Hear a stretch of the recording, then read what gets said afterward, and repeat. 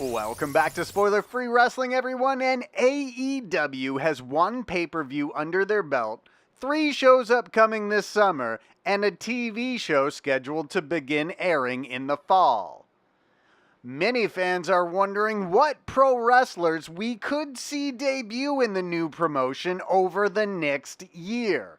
So let's break down what wrestlers have expiring contracts upcoming and could possibly make the jump to All Elite Wrestling over the next year. And we'll start things off with the Hardy Boys. Matt and Jeff Hardy could end up in AEW as early as February 2020 if that is where they decide they would like to be. The Hardys signed with WWE in 2017 just before WrestleMania 33, where they would win the Raw Tag Team Championships. Just 2 days prior to WrestleMania, the Hardys wrestled the Young Bucks in the main event of ROH's Supercard of Honor. In February of this year, Matt Hardy noted his contract was expiring soon and he is comfortable working outside WWE. He didn't mention at the time that his contract contained a WWE option for a 3rd year, which they then exercised. So Hardy was responding to someone on Twitter when he said, "I have 11 days left on my current deal. I love WWE, but I'm 100% comfortable being outside the walls of pro wrestling's Alexandria safe zone. I'm a born survivalist. My previous tweet will never face deletion." 6 days after this Twitter interaction, WWE exercised the option for the 3rd year on the Hardys' contracts. So they will be free agents in February of 2020. Next up, you could possibly see Scott Dawson and Dash Wilder, the Revival, in AEW in the next year. But if you were hoping for them to end up in AEW, you have at least 10 months before that could happen. The former Raw Tag Team Champions have not been quiet about their concerns regarding WWE's booking of tag teams over the last year. During an interview with Fox Sports Australia earlier this year, the Revival blamed WWE for the lost art of tag team wrestling. "It's not a bit of a lost art. It's become Atlantis," Wilder said. "This is going to sound terrible, but I kind of blame our company for that," Dawson added, "because the individual stars made so much money, so people had that goal in mind to be an individual star here. And for us, we knew that to make the most money, we needed to be a tag team. We needed to be a unit. Collectively, we're individuals, but mentally, we're one." Also in March, the Revival were reported to have requested their release from WWE. In an interview with The Mirror, the Revival said those reports weren't 100% accurate, however. "I won't touch on it too much," Wilder said to The Mirror. "What I will say is that it was lost in translation. There were some things that got out there that I don't think people knew the full story about." Wilder continued to talk about if the online reports caused any frustration for him or his partner. "I don't think it aggravated us," he continued. "It kind of gave us, again, we like to be angry. We like to be mad at things and have something to fight for. So that gave us more fuel for the fire, and we were like, we'll have fun with the internet over that, as they don't know what's what, so we're not going to tell them otherwise." And then in March, the Revival took a selfie at a WWE live event with a fan who was wearing an AEW t-shirt. Dash and Dawson were also reported to have turned down 5-year deals with WWE back in April.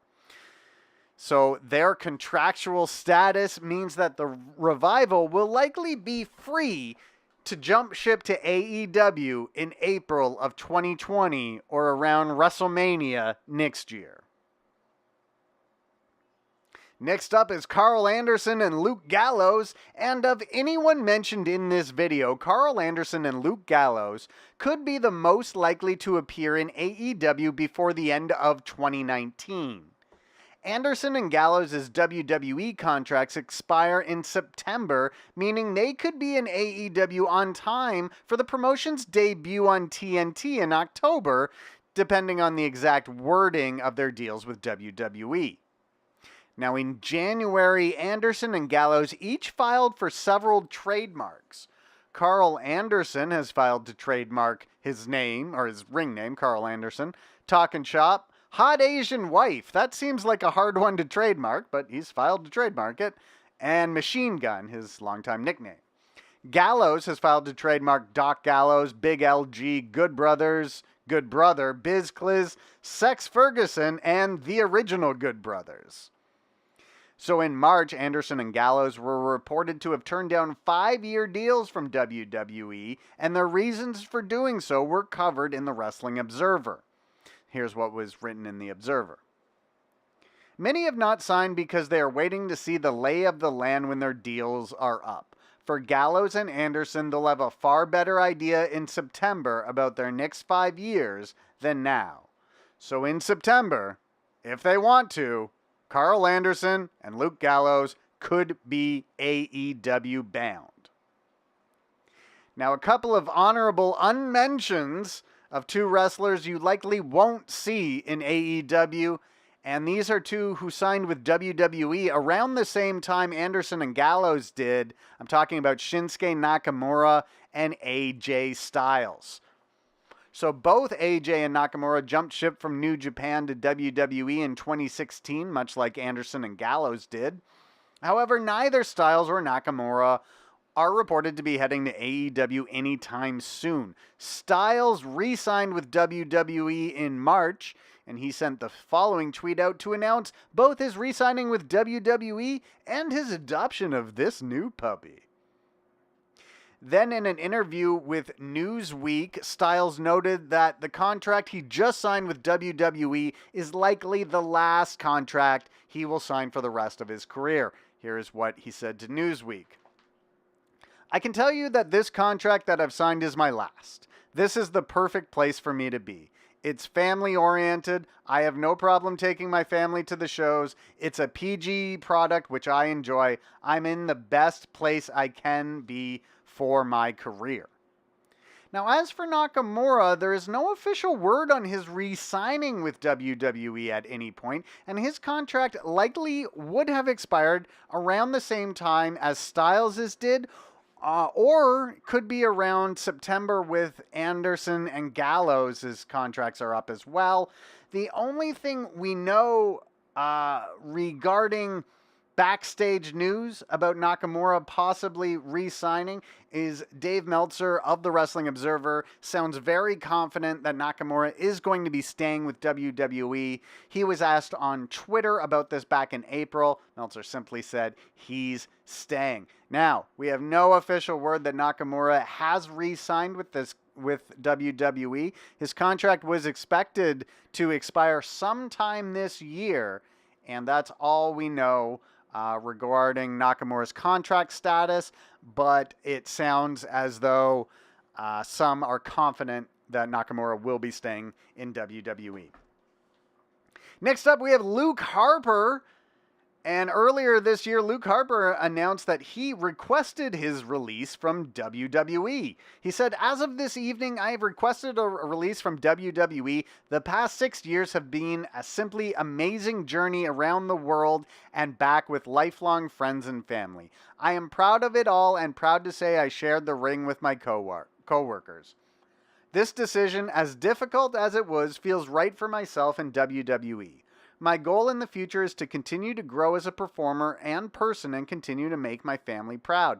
Thank you from the top to the bottom of WWE. Thank you to the fans for your undying support. Thank you, everyone. It was later reported that Vince McMahon wrote Harper a letter in response to tell him he would not be releasing him from his contract, and not only that, they were adding 6 months onto his contract for time he has spent on the injured list. Harper's contract was set to expire in September of this year, so now he'll likely not be a free agent until April of 2020. Despite this, Bray Wyatt is said to be lobbying behind the scenes for Harper to be added to his act on the Firefly Funhouse. And here is a tweet of Bray Wyatt saying he is working on bringing his brother Luke Harper onto the Firefly Funhouse.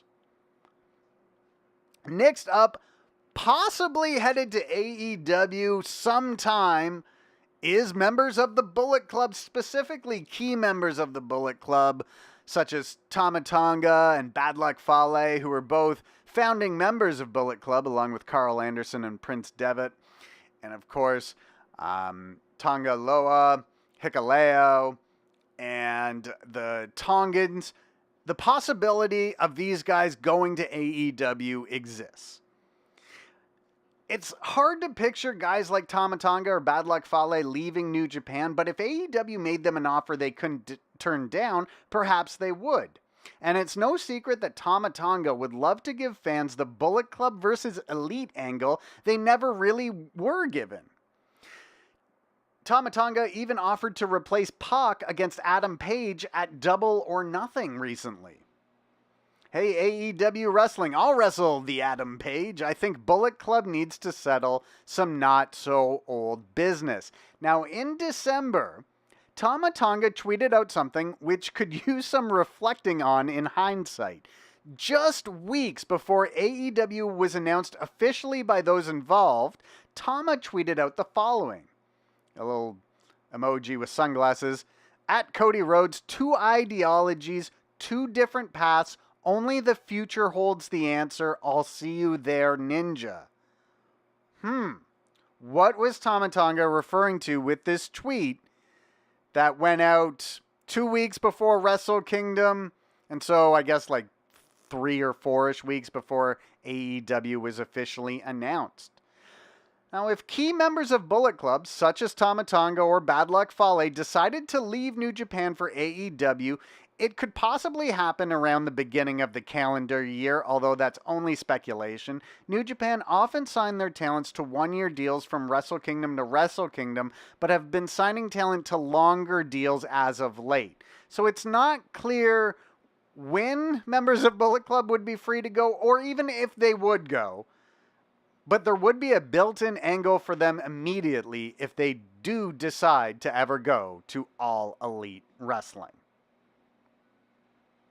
Next up is Sasha Banks, but Sasha Banks is unlikely to appear in All Elite Wrestling anytime soon. So fortunately, judging by some of her social media activity, Banks would like to one day perform for a less structured wrestling promotion than WWE is. Now, nobody knows when Banks' contract is up, and unfortunately, I've been unable to find a reputable source that has details on her WWE contract. The last update on Banks' situation with the promotion comes from the Wrestling Observer. Meltzer noted that Banks and Vince McMahon met, and the former Raw Women's Champion could be back sometime this summer. So this was written in the Observer. Sasha Banks and Vince McMahon had a meeting on May 23rd, wrote Meltzer. Things are said to be better, and she could be back sometime this summer, but nothing is official. Now, finally, one last dark horse selection I would like to bring up is Randy Orton. Now, this seems quite unlikely, but Randy Orton and Cody have always spoken quite highly of each other. Orton is reported to have signed a 10-year deal with WWE in 2010, meaning he is expected to become a free agent sometime next year. It's not completely outside the realm of possibility that Orton would at least consider the idea of jumping ship to All Elite Wrestling. So were there any names in this video that we missed? Let us know in the comments section, and don't forget to hit the subscribe button so you don't miss out on any news or reports from Spoiler Free Wrestling.